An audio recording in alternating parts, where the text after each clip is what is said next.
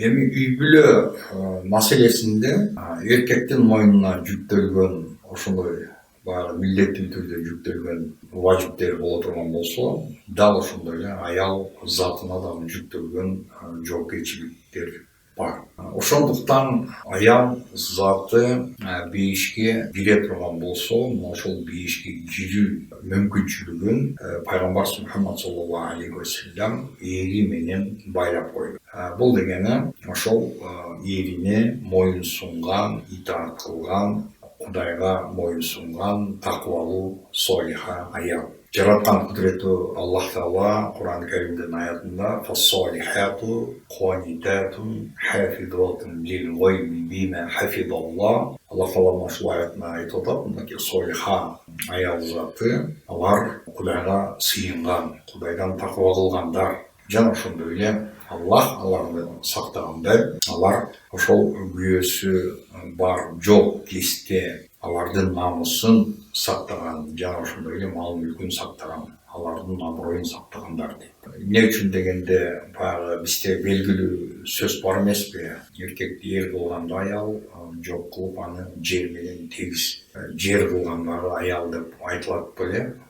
Дал ошондой эле ошол эркектин, мусулман эркектин тылы бул аял заты боло турган болсо, ошол өзүнүн жеке кичинекей ушул өзүнүн үй бүлөсү кичинекей бир мамлекет, ошол өзүнүн үй бүлөсүндө бир тынчтык болбосо, кичинекей үй бүлөсүндө ошондой бир бейпилдик болбосо, үйүндө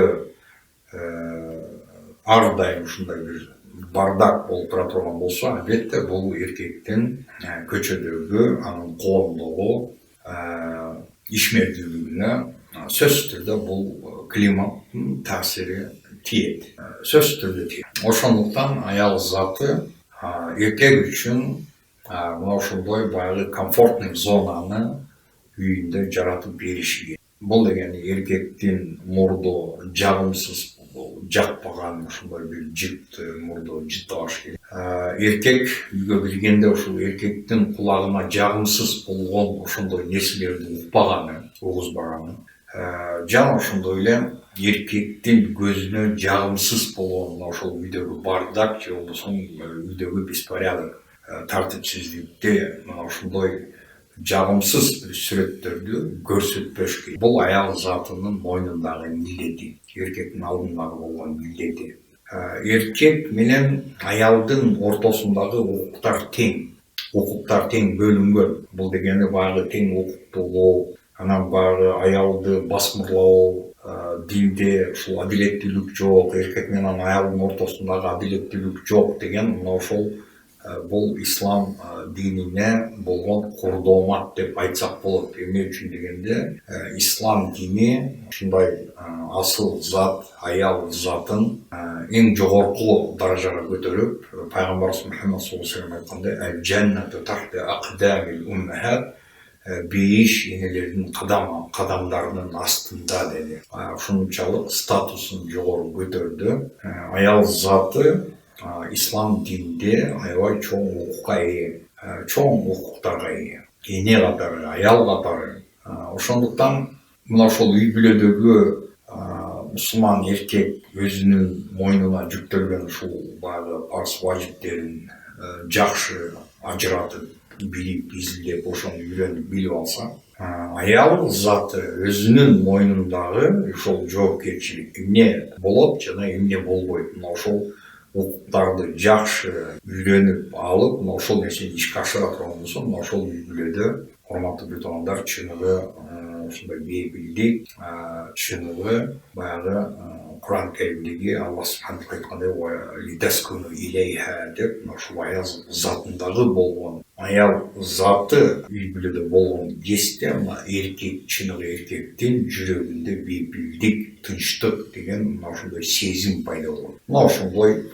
комфортный зонаны жаратып берүү бул мусулман аялдын мойнундагы милдети. Ошондуктан пайгамбарыбыз Мухаммад саллаллаху алейхи ва саллям кайсы бир хадисинде, пайгамбар саллаллаху алейхи ва саллям бир хадисинде Расулуллах саллаллаху алейхи ва саллям айтып атат, кайсы бир аял жараткан Аллахтын алдында парыздарын өтөсө, жана ошондой эле бул аял өзүнүн авратын сактаса, жана ошондой эле арзыл жабжаха өзүнүн күйөөсүн ыраазы кылса, бейиштин 8 дарбазасынан ушул аялга чакырык түшөт. Кыямат күндө 8 эшигинен, бейиштин 8 эшигинен каалаган эшиктен кирүү ыктыяры. Бул мен бул эшиктен кир, бул эшиктен кир. Мына ушундай чоң бир привилегия. Бул чындыгында бир гана ушундай солиха, такыбалуу аял затына Пайгамбарыбыз Мухаммад саллаллаху алейхи вассалам убада кылган 8 эшиктен.